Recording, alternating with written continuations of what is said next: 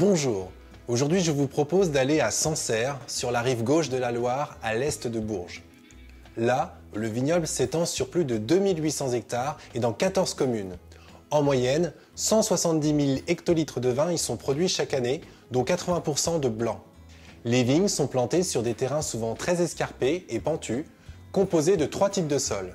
Les terres blanches, qui sont des sols argilo-calcaires sur les collines les plus à l'ouest, les caillottes, qui sont des terres très pierreuses et calcaires, et les graviottes, qui elles sont des terres argilo-silicieuses, situées sur des collines à l'est du vignoble.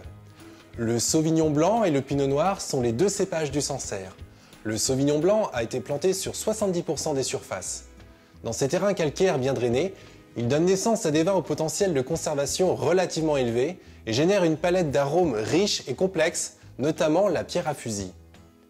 Le Pinot noir exprime lui aussi toute sa finesse et sa richesse aromatique sur ses sols. Les Sancerres blancs sont frais, fins et fruités. Ils présentent une teinte or pâle au reflet vert. Au nez, se mêlent des arômes minéraux et d'agrumes. En bouche, l'attaque est vive, riche et ronde.